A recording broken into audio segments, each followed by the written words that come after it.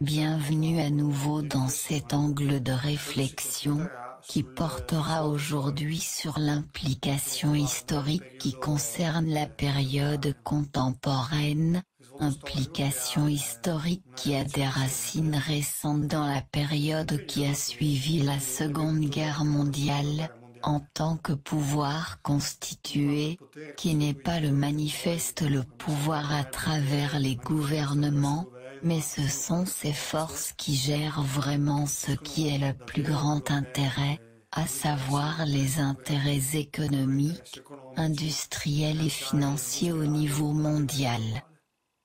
Ce pouvoir a dû se réorganiser et trouver de nouvelles structures pour le représenter, et ces structures, afin d'obtenir l'adhésion nécessaire pour assurer que ce pouvoir puisse être perpétré à travers sa chaîne de commandement, ont dû composer avec des politiques essentiellement libertaires, donc diamétralement opposées à celles du nazifascisme, mais elles devaient aussi se démarquer de celles plus conservatrices qui existaient aux États-Unis avant la Seconde Guerre mondiale.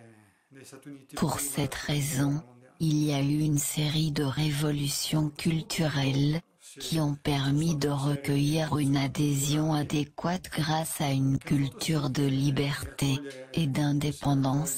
qui a ensuite effectivement conduit les gens à obtenir une plus grande liberté et une autonomie économique, donc en général une liberté beaucoup plus grande qu'avant d'eux. Cela était nécessaire pour créer toutes ces structures, et toutes ces choses nécessaires pour garantir que ce saut technologique et industriel suffisant puisse être réalisé, précisément pour pouvoir créer une situation plus facile à contrôler pour la direction générale. Maintenant que cette situation s'est concrétisée, grâce aux dernières innovations technologiques, ils veulent maintenant retirer ces droits, et avec eux tous les avantages qui y sont liés. Parce qu'une population qui a de telles libertés n'est pas considérée par eux comme une population qui a conscience et considération du pouvoir qui est au-dessus. Et comme les chaînes de commandement sont composées de personnes, ils n'aiment pas vraiment ce état de choses, parce que le pouvoir est comme ça, le pouvoir veut qu'en dessous il y ait un respect et une conscience de son autorité. Il voit ce respect manquer car, justement, comme c'est normal, quand une personne a tout ce qu'elle veut, puis une famille, et toute une série de choses qui la satisfont, elle se fiche de savoir qui est en haut pour prendre des décisions pour la société au sens large, mais se concentre sur sa propre cellule familiale, et dans ses propres intérêts, et a une vie qui se déroule tranquillement, peu importe qui est à la tête de l'entreprise. Cette chose ici n'est pas bonne pour l'establishment que nous avons actuellement et que nous avons depuis des décennies de toute façon, et maintenant ils veulent retirer ses pouvoirs, et ses avantages. Comment prévoit-il de le faire?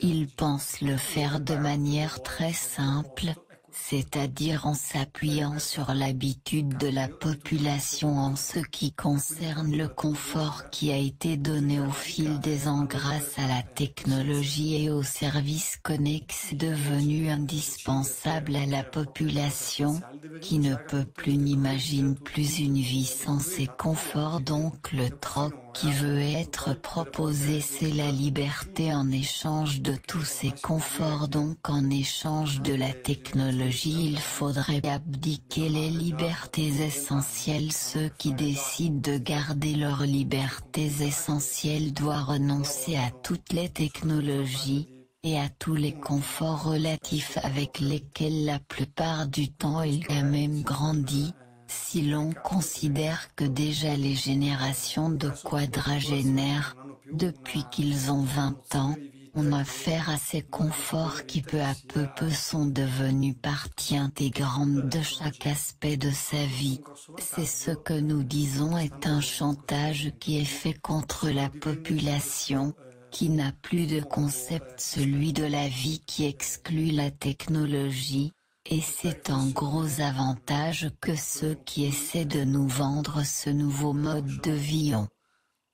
C'est sur cette réflexion que je vous laisse, mais j'espère vous revenir bientôt avec d'autres réflexions.